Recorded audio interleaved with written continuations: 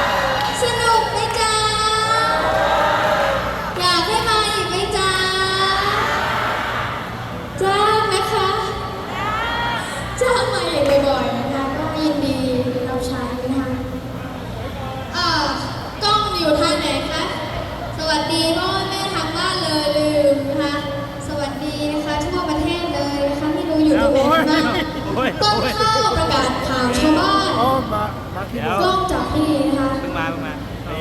เดี๋ยวผมแพงก่อน ตอนนี้เข้าสู่ช่วงต้นข้าว ประกาศข่าวชาวบ้าน ช่วงอะไรไม่รู้ก็แม่จ๋าอย่าให้หนูเป็นที่หนึ่ง ไม่ได้ไปนะ อย่าให้หนูอยากชนะใครนะคะไม่ต้องให้หนูชนะใคร ให้หนูชนะใจเพราะว่าแม่ของหนูก็พอ จริงๆนะคะจริงๆแบบครูสอนหนูเสมอนะคะคุณดิวว่ายิ่งเราต้องการชนะนะคะเรายิ่งแพ้ ยิ่งอยากชนะมากเท่าไหร่ เรายิ่งแพ้ เพราะฉะนั้นวันนี้เราจะอยู่ในที่ของเรานะคะเราจะอยู่ในตรงนี้สิ่งที่หนูโฟกัสมีสิ่งเดียวเลย สิ่งเดียวจริงๆนะคะคือวันนี้หนูไปร้องเพลง หนูจะทำยังไง ให้พ่อแม่มีความสุขที่สุดโชว์ออกมาดีที่สุด อันนี้คือสิ่งเดียวจริงๆนะคะที่หนูคิดทุกวันนี้นะคะก่อนไปร้องเพลง ขอบคุณพ่อแม่มากๆค่ะ ฉะนั้นแฟนเพลงต้นข้าวนะคะ แฟนคลับต้นข้าวพ่อแม่ทั่วประเทศนะคะ ถ้ารักหนู รักที่ตัวหนู ห้ามเลยนะคะห้ามเลย ห้ามเอาหนูเปรียบเทียบกับใครทั้งนั้นนะคะ ไม่ได้เลย เพราะว่าทุกคนก็มีตัวตนของตัวเองนะคะแต่หนูก็เป็นต้นข้าวเนาะ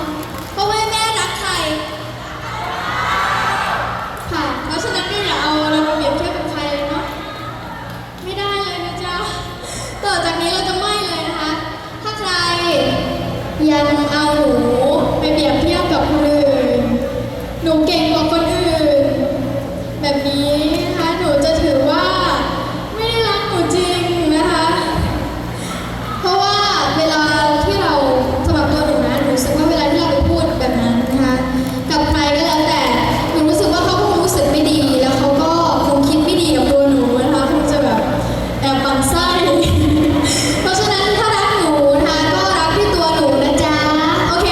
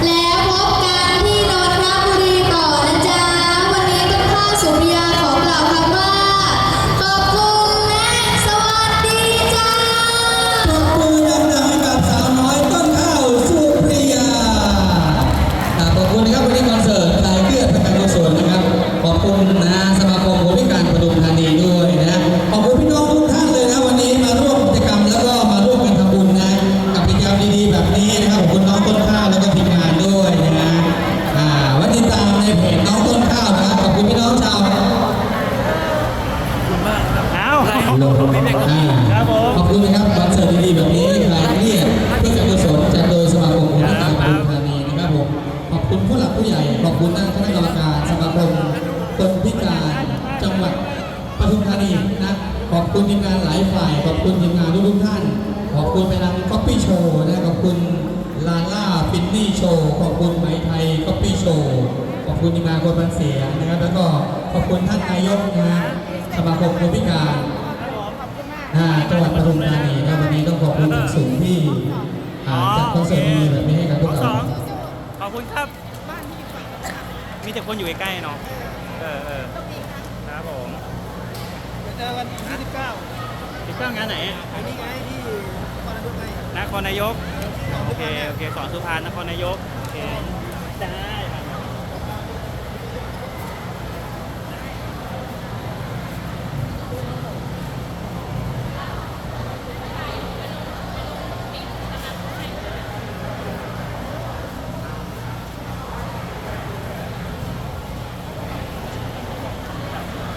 กดได้ ยากพี่ ครับสวัสดีครับสวัสดีครับ ถ่ายหน่อยเซลฟี่หน่อยมาแล้ว ต้องอย่างนี้มันย้อนแสง ฮะ ถ่ายอย่างนี้ พี่แม่เข้ามาถ่ายเซลฟี่หน่อยให้กำลังใจหน่อยแม่เข้ามานี่ ตามมาโอเคต้องจะทำโอเค พี่ทำไทย วันนี้ก็เป็นคนนะครับวันนี้ผมวันนี้มาคลองหลวงนะครับคือมาแล้วก็ไม่ของสองใช่ไหม คลองหลวงโอเคแล้วเดี๋ยวไปนนทบุรีต่อไหมเนี่ย ไปครับ จากนี่ไปหา10 กิโล40 กว่านาที งานใหญ่ครับงานพลาดเลยน้องขึ้น3 คนนะครับ โอเคเดี๋ยวเจอกันที่นนทบุรี ใช่ ไปทักยังหมูหน่อย นู่นอยู่นู่นเฮียอยู่นู่นครับผม ขอบคุณมาก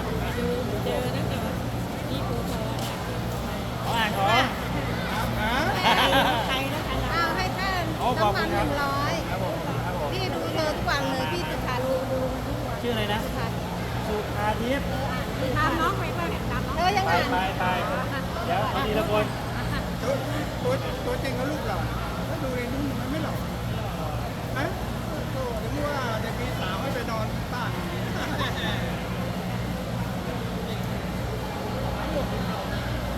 เท้าหมด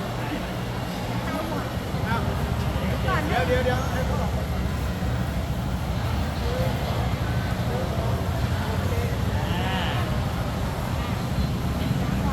จอดมาเดี๋ยวพี่เรา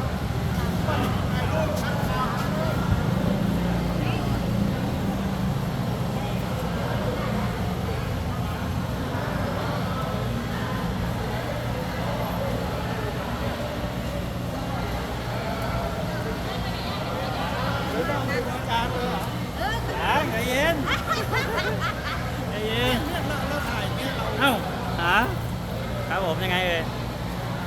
แล้วถ่ายที่เราได้ยังไง อ๋อยอดวิวครับ ยอดวิวได้เดือนเยอะ ถ้าเราขยันถ่ายคลิปก็ได้ถ้าเราถ่ายคลิปน้อยแบบผลงาน พี่ดูเธอทุกวันไอ้นี่ให้พี่สุภาทิพย์แกเธอให้อ่านชื่อพี่ โอเค เดี๋ยวให้ดูตั้งแต่เริ่ม ที่ไหน พี่ดู ออก ตั้ง มา ดูตั้งแต่เริ่มแรกเลย ที่กรุงกอกอันนี้ที่ไหน ไม่ต้องตั้งค่าดูเนาะ วัดทับกระดานเพราะผมไม่ถ่ายน้อง ผมดูตอนเขาดีมากก็ดีตอนที่ขี่มอเตอร์ไซค์ เมื่อ ต ก่ อ อน น ที่ขี่มอเตอร์ไซค์เป็นคนไทย โอ้ฉะนั้นคือคุณจะจำผมได้ไม่ใช่ไปประโคนชัยอ่ะ เนี่ย ตะโกน พี่ดูแต่สี่กอแต่พี่ไม่ค่อยได้เน้นถึง ไม่เป็นไรคนเราชอบไม่เหมือนกัน แต่ตั้งแต่เธอมาที่เนี่ยฉันก็เป็นเธอทุกฉันก็เป็นเธอทุก เฮ้ยช่วยกันทุกวัน มา แล้วก็ เดียวกันแข่งที่ทุกวัน เบอร์ไหนนะ เขาอยู่กำแพงแม่ก็บอก ก็มาช้าเราอะ เวลาติดธุระ เหรอ ติดธุระ เองถ่ายเห็นคนนั้นเห็นถ่ายอยู่ที่บ้านอยู่ไอ้ว่าเอาคนบ้านเดียวกันนี่นะอยู่แถวตรงไหนอ่ะ อยู่เวลากระบือ ทางเบอร์อ๋อ ใช่ครับ เดี๋ยวมาเจอกันที่วัดบวชนะครับพี่ ครับผม เดี๋ยวกลับ ทำ ไป ไมปล่อยให้น้องเหงาล่ะครับ อย่าใส่หัวไปทางสุดนะ เดี๋ยว แม่ ฮะ เนี่ยป่านุชก็บอกแม่ขายบ้านเขาเนี่ยคนรู้เขาหมดเล ได้ ย ไม่รอดหรอกถ้าผมไปอ่ะ เนี่ยยังเดียวไปบอกเลยบอกว่ารู้จักบ้านแล้วมาเรียนดี พี่บอกโอ้ ผมนี่ทุกซอกทุกมุมอย่าเอาผมไป แล้วรวยจริงนะ รวยจริงรวยจ เนี่ ริ ย ง โอ้ยคนรู้เขาหมดเลย แล้วไปคุยเล่นเขาอยู่ไหน ค่าน้ำมันร้อยหนึ่งมีว่ามีครับขอบคุณมากครับ ช่วยกันหน่อยคนมีน้อยก็ให้ไป ไม่ร้านตัวไหนหรือเปล่า